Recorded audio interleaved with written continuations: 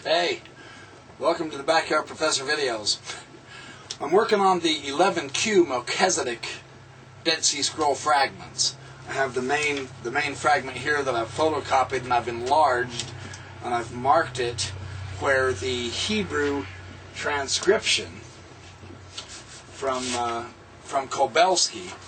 You've got the Hebrew transcription there, you can see, and I've been marking it up so that I can correlate his Hebrew transcription to the actual Dead Sea Scroll fragment. And I'm going to show you what is involved with studying these astonishing Dead Sea Scroll fragments. The difficulties involved, the scholarly analysis of it, why they translate these texts the way they do. I want to read to you the 11Q Melchizedek translation. I'll show you some of these fragments, the difficulty of trying to decide which fragment goes together with what fragment, so on and so forth. It is an arduous process. I've been working on this all afternoon trying to connect and correlate the actual handwriting on the documents with the transcription and the interpretation of this 11Q Melchizedek. Fortunately, now this particular fragment here, the main column of it, I've enlarged it so I can at least see it. The main column of this thing is column 2, and we have the vast majority of information about Melchizedek and the Jubilee and how he is proclaiming freedom for the captives and so on and so forth, and the lot of Melchizedek will be saved, and the lot of Belial is in trouble on the day of judgment. We can read about it in this particular fragment. Then I have several other various small fragments that they are trying to correlate. The main study I'm using for this at this point is Kobelsky. This is Kobelsky, let's see here. This is the Paul J. Kobelsky. This is Melchizedek and Melchizedek. And so I'm using his analysis of the Hebrew off of these fragments, and it's somewhat hard to follow, but let me show you how this works. It's really quite fascinating. So welcome to a Dead Sea Scrolls workshop, so to speak. I'll give you a workshop to show you what these scholars do and how they work on these Dead Sea Scrolls. It's a fun process, but it's very complex also. And I'm a complete amateur at this, I can promise. Now let me give you a closer look on this main Melchizedek fragment. You can see up here that there's a lot of dark spots. And what I've done is I've highlighted the Hebrew words as they've been written and transcribed by Kobelsky here, and I've printed off his Hebrew transcription, and I've been trying to connect his Hebrew transcription with his commentary on the different pages. There's page 11, page 13, where he's making comments about these particular Hebrew words, and I've tried to correlate this and connect his transcription, which is in yellow, to this text, which is also highlighted in yellow, but you can see that this is handwritten. And you can see that some of that doesn't look too easy to read. So it helps to have a transcription.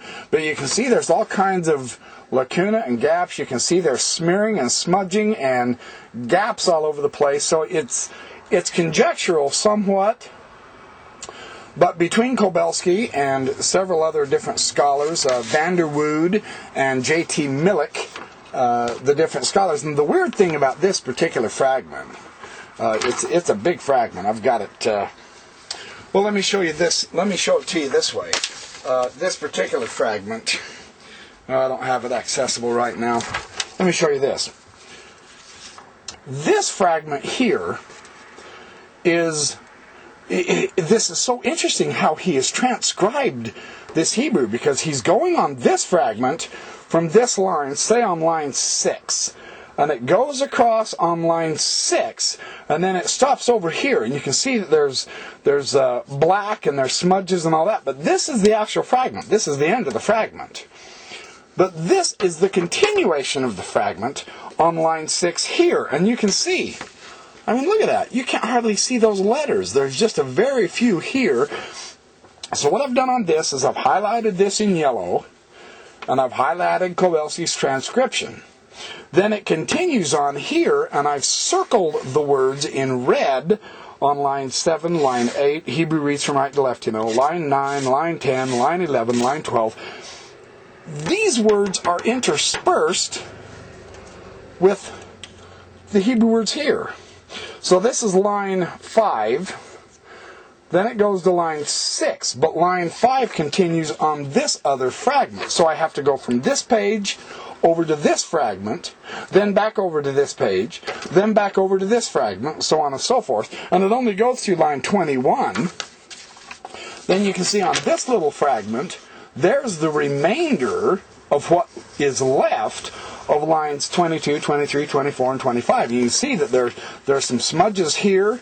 Obviously, it's fragmentary. That's not a complete word there, and so on and so forth. So, holy cow! What a and what I've done here too. This is this line 22, 23, 24, and 25, and I've been able to match the Hebrew of how it's written by hand. I've been able to match it with Kowalski's transcription, and then he discusses this Hebrew and the translation with it, and showing you what this astonishing document is telling us about Melchizedek.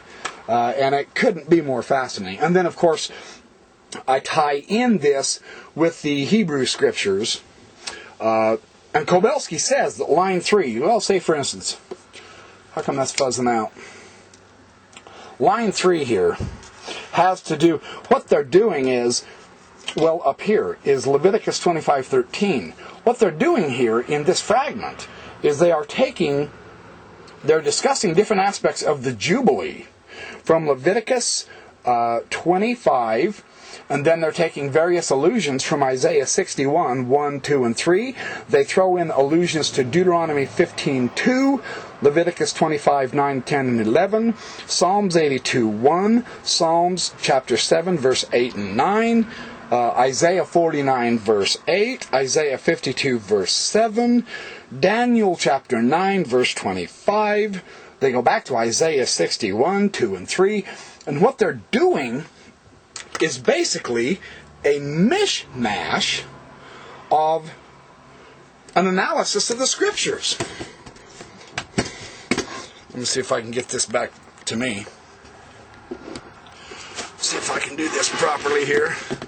Boy, this is rookie amateur hour par excellence, isn't it? Holy Toledo. Okay, people. Look alive, Professor. Oh, man. This is far more difficult than I expected. I am quite stunned with the... It's utterly fascinating, though, to learn how to read the handwriting on these wonderful fragments. And I've got the complete Dead Sea Scroll Isaiah, and I've got the Habakkuk commentary and all that. I've got photographs that I've made photocopies of, and I'm enlarging them so that I can practice reading the handwriting and then connecting it with the allusions in the Bible and so on and so forth. I'm learning how to translate it myself. But you'll notice, I forgot to show you, there's no vowels in the ancient Hebrew. It's just all consonants. There's no diacritical marks or nothing. They just wrote it out, and it's up to us to decipher these. So it's a fascinating thing. Let me look up. Hang on here. Let me look up